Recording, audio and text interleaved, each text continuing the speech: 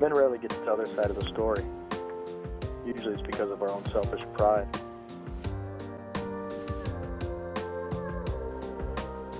We'd rather keep our manhood intact rather than let someone know we were cheated. Of that, I'm guilty. But I pride myself on not being like other men. What you are witnessing is the end, and also the beginning. This was never meant to be a love story. It was never meant to be a story at all.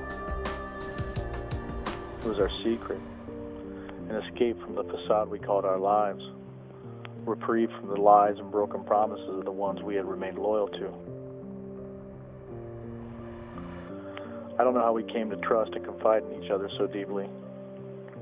We both got caught up, I guess. Then everything went sideways. I thought that if I could just save her from her damaged and abusive life, that it somehow would make me feel better in mine. I didn't know she was saving me too. Oh, I didn't know I needed saved. I realize now that I needed her as much or more than she needed me. The first time I saw her, it was completely and totally physical. I was guilty of lust.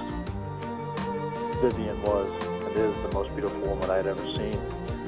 We quickly became friends, and eventually confidants and lovers. I realized she was as smart and as driven as she was beautiful. She was a triple threat. I had to get away from her. I had never met anyone I couldn't walk away from or that could make me question my loyalty to my family, even after the betrayal and the lies started. I consciously made an effort to remove myself from her life and her from my thoughts. She was 10 years younger, and I knew I had little to no chance with her. To my unbelieving surprise, a year had passed when I received a phone call. It was Vivian. She asked if I could meet with her. She said she needed someone she could trust.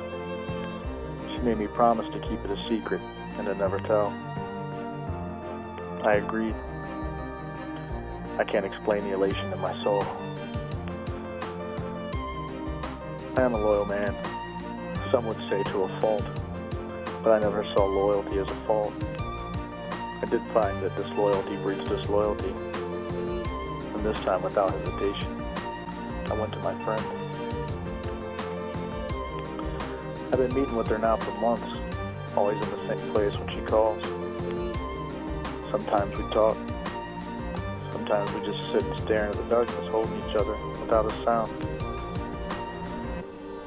A silent understanding. And other times, there's more passion than any one person deserves. Every time I see Viv, it's like when you're a kid. You're walking home, you're all alone, and for an instant you don't recognize anything. You get lost. You get so scared. Fear consumes you so much that you almost get sick. And suddenly you recognize exactly where you're at. You realize you're exactly where you're supposed to be. And all the fear and anxiety goes away. Your path is clear and you see your home. It's right there. Vivian is exactly that moment.